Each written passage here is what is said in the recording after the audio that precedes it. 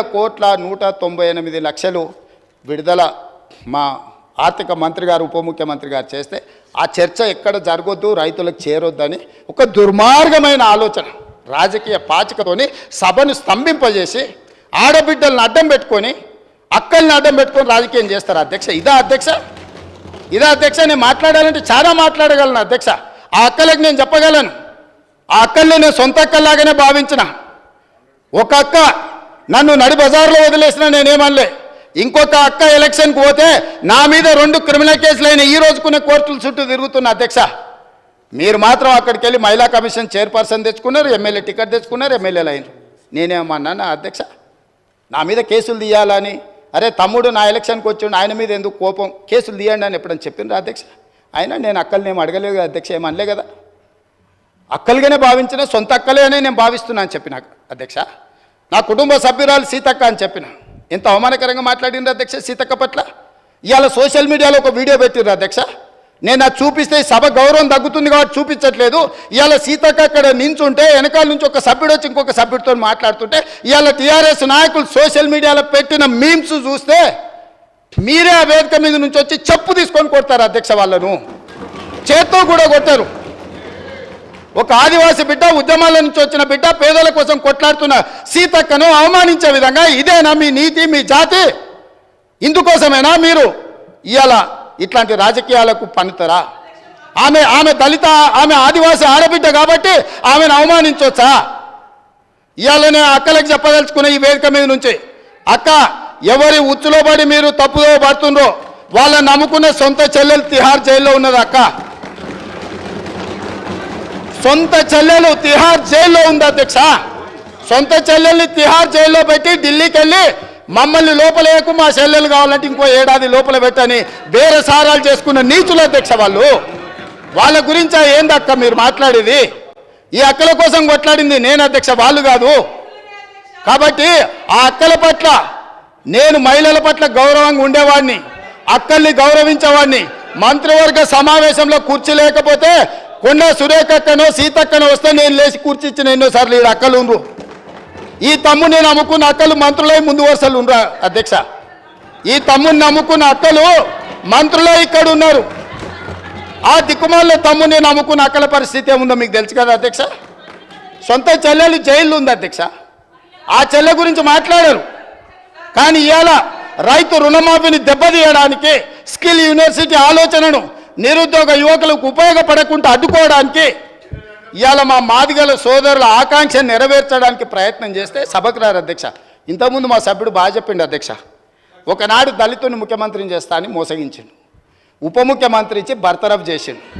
అట్లాంటి పరిస్థితుల్లో శ్రీమతి సోనియా గాంధీ గారు శ్రీ మల్లికార్జున్ ఖర్గే గారిని జాతీయ అధ్యక్షుని చేసింది అధ్యక్ష. శ్రీమతి సోనియా గాంధీ రాహుల్ గాంధీ గారు తమరిని స్పీకర్గా చేసి ఆ కుర్చీలో కూర్చోబెట్టారు అధ్యక్ష. మీరా కుమార్ గారిని లోక్సభ స్పీకర్గా చేస్తే తెలంగాణ రాష్ట్రం ఇచ్చింది అధ్యక్ష. మీరా కుమారి గారు నేరెళ్లలో దళితులను కరెంటు షాకులు పెట్టి కొట్టించి సంసార జీవితానికి పనికి రాకుండా హింసిస్తే పరామర్శించడానికి మీరా కుమార్ గారు వస్తే ఎయిర్పోర్టుల్ని అరెస్ట్ చేసిండ్రు అధ్యక్ష. అది వాళ్ళ నీతి, వాళ్ళ జాతి. ఇవాళ ఎందుకు రాడు అధ్యక్ష? మిమ్మల్ని సోనియా గాంధీ గారు, మల్లికార్జున్ ఖర్గే గారు, రాహుల్ గాంధీ గారు స్పీకర్ చేసి అధ్యక్ష స్థానంలో కూర్చోబెడితే మీరు అక్కడ కూర్చుంటే అక్కడ కింద కూర్చోవలసి వస్తుందని మీ ముందల కింద కూర్చోకూడదు అని ఇవాళ సభకు వస్తలేడు అధ్యక్ష. ఏ దళితునైతే ముఖ్యమంత్రిని చేస్తాను దళితులను మోసగించిండో, ఏ దళితుని ఉప ముఖ్యమంత్రిగా చేసి అకారణంగా బర్తరఫ్ చేసిండో, ఇవాళ వాళ్ళను అవమానించిన చంద్రశేఖరరావు మైకులో మాట్లాడాలంటే ఒక దళిత బిడ్డను లేచి అధ్యక్ష నాకు మైక్ ఇవ్వు అని అడుక్కునే పరిస్థితి కాంగ్రెస్ తీసుకొచ్చింది అధ్యక్ష. అది కాంగ్రెస్ గురించి మాట్లాడే అర్హత మీకెక్కడుందని నేను అడుగుతున్నా. కాంగ్రెస్ గురించి మాట్లాడే నీతి, జాతి, సింగిల్ విండో డైరెక్టర్ పోస్టు చంద్రశేఖరరావుకి ఎవరిచ్చారు అధ్యక్ష? కాంగ్రెస్ పార్టీ ఇచ్చింది. కాంగ్రెస్ సింగిల్ విండో డైరెక్టర్ ఇస్తే ఓడిపోయింది అధ్యక్ష. ఓడిపోయినా కూడా సింగిల్ విండో చైర్మన్ చేసిన మదన్ మోహన్ గారు. కాంగ్రెస్ రాజకీయ జీవితం పెట్టిందే వాళ్ళ కాంగ్రెస్. హరీష్ రావు గారు ఏముండే అధ్యక్ష? వార్డు మెంబర్ ఉండేనా? మీరున్నారు కదా ఆ రోజు ఎమ్మెల్యేగా. ఎమ్మెల్యే వార్డు మెంబర్ లేని హరీష్ రావును రాష్ట్ర మంత్రిగా చేసింది రాజశేఖర రెడ్డి కాంగ్రెస్ పార్టీ కాదా అధ్యక్ష? ఇంతకంటే హీనమైన చరిత్ర ఎవరికైనా ఉంటుందా అధ్యక్ష? ఇన్ని విషయాలు ఉన్నా మేము ఇక్కడ ప్రస్తావించదలుచుకోలేదు అధ్యక్ష. అవన్నీ ఎందుకనంటే గొప్ప లక్ష్యంతో స్కిల్ యూనివర్సిటీ తీసుకొచ్చినాం, గొప్ప లక్ష్యంతో మాదిగ ఉపకళాల వర్గీకరణ కోసం మేము ముందుకు వచ్చినాం. గొప్ప లక్ష్యంతో రైతు రుణమాఫీ చేసి రైతులను ఆదుకొని రుణ విముక్తులను చేసి తలెత్తుకొని ఆత్మగౌరవంతో రైతులు తిరిగే విధంగా ఇవాళ ముందుకు తీసుకెళ్ళాలి రైతులను మేము వస్తే, వచ్చిన కాడి నుంచి మైకి ఇస్తేనేమో శాపనార్థాలు, మైకి ఇవ్వకపోతేనేమో పోడియంలా మొత్తం సమయం తీయండి అధ్యక్ష. ఎన్ని గంటలు మాట్లాడినరో మీరు చూడండి అధ్యక్ష. ఎందుకు నడిపినారు అధ్యక్ష? మీరు అర్ధరాత్రి వరకు 3:30 వరకు వాళ్ళకి మైకి ఎన్నికనే కదా అధ్యక్ష. ఇది మీ గొప్పతనం కాదా? గతంలో బడ్జెట్తో పాటు గ్రాంట్స్ కానీ డిమాండ్స్ కానీ గిలిటన్ చేసి పాస్ చేసుకొని పోలేదా అధ్యక్ష? 5 సంవత్సరాలు నేను ఎమ్మెల్యేగా ఉంటే ఏ ఒక్కరోజు అక్కడ నిలబడనియలేదు అధ్యక్ష. లోపలికి వచ్చినప్పుడే మార్షల్స్ని పెట్టి గొర్రెలు నీడ్చినట్టు ఈడ్చి బజార్లో పడేసిండు అధ్యక్ష. మా సోదరుడు కోమటిరెడ్డి వెంకటరెడ్డి గారిని, మా మిత్రుడు సంపత్ కుమార్ గారిని శాసనసభ సభ్యత్వాలు రద్దు చేసి అన్యాయంగా చేయని శిక్షకు వాళ్ళను ఉరేసిండ్రు అధ్యక్ష. మేము అట్లా ప్రవర్తించినామా అధ్యక్ష? వాళ్ళు ఎంతసేపు అడిగితే అంతసేపు ధర్నా చేయనిచ్చినాం, అడిగి మాట్లాడినంతసేపు మైక్ ఇచ్చినాం, మంచి పనులకు సహకరించమని అడిగినాం. కాబట్టి ఇప్పటికైనా అధ్యక్ష పెద్ద మనసు చేసుకొని అక్కలు ఇక్కడ ఉన్నారు, ఇవాళ నిరుద్యోగ యువకులు మీ తమ్ముళ్ళు మీ పిల్లలు. కాబట్టి ఇప్పటికైనా ఇట్లా నిలబడి నిరసన తెలుపుడు కాదు, ఇట్లా నిలబడి నిరసన తెలపడం వల్ల అక్క మీకు మంచి పేరు రాదు. చెడ్డోని 10 ఇచ్చి వదిలించుకోవాలి, మంచోని 10 ఇచ్చి సావాసం చేయాలంటారు. అట్లాంటి వాళ్ళ సావాసం పనికిరాదు అక్క. నేను ఇప్పటికి కూడా చెప్తున్నా, మీరు బయట వాళ్ళు కాదు, మీరు మా అక్కలు, మా కుటుంబ సభ్యులు, మీ మంచి కోసం చెప్తున్నా. అక్కల క్షేమం కోరుకునే తమ్ముడుగా నేను చెప్తున్నా. నేను సమాజాన్ని చాలా చూసిన, చాలా కింది నుంచి వచ్చిన, గ్రామీణ ప్రాంతం నుంచి వచ్చిన, ఉమ్మడి కుటుంబం నుంచి వచ్చిన, నాకు అక్క చెల్లెళ్ళు అక్కలను అవమానించేంత నీచమైన జాతి నాది కాదు అధ్యక్ష. చెల్లెలు జైళ్ళు ఉంటే రాజకీయాల కోసం బజార్లలో తిరగటోని కాదు అధ్యక్ష నేను.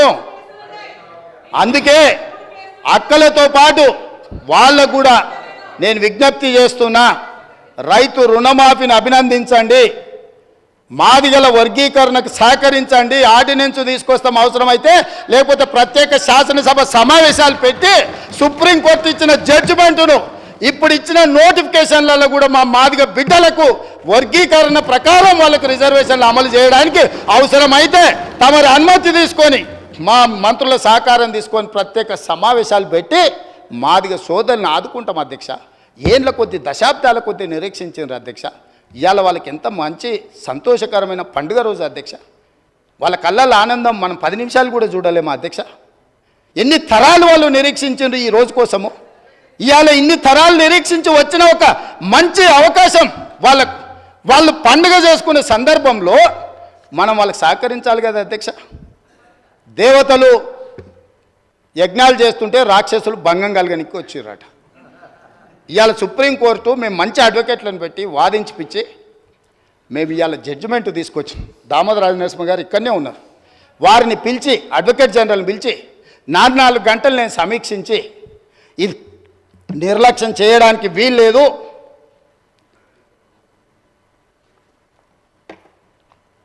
ఏళ్ల కొద్ది సాగడానికి వీలు లేదు, కోర్టుల ఏది ఏమైనా కేసు పూర్తి కావాల్సిందని నేను చెప్పిన అధ్యక్ష. మా ఎమ్మెల్యేలు అందరినీ పిలుచుకొని మాట్లాడినా, మా నాయకులను పిలిచి మాట్లాడినా, మిగతా సహచర మంత్రివర్గ సభ్యులకు చెప్పిన మనకు బాధ్యత వచ్చింది.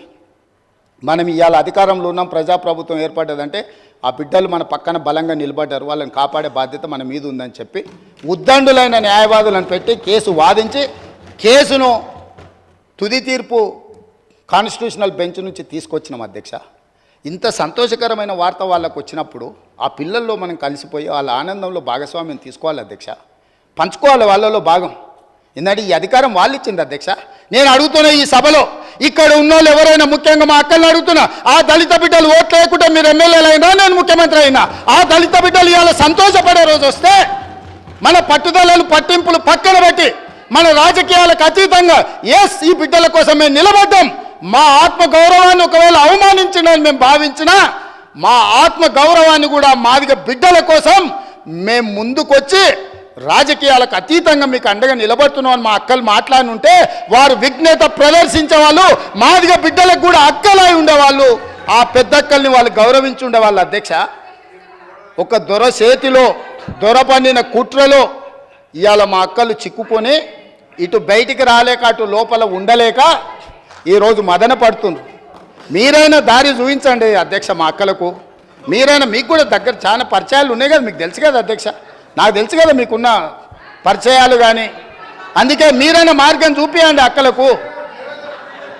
అదేవిధంగా ఏది ఏమైనా ఈ స్కిల్ యూనివర్సిటీ మీద మా భారతీయ జనతా పార్టీ సభ్యులు, మా మిగతా సభ్యులందరూ కూడా ఈ స్కిల్స్ యూనివర్సిటీకి అండగా నిలబడ్డందుకు అందరి పక్షాన, తెలంగాణ నిరుద్యోగ యువకుల పక్షాన అండగా నిలబడ్డ ప్రతి ఒక్కరికి మనస్ఫూర్తిగా ధన్యవాదాలు తెలియజేస్తున్నా అధ్యక్ష.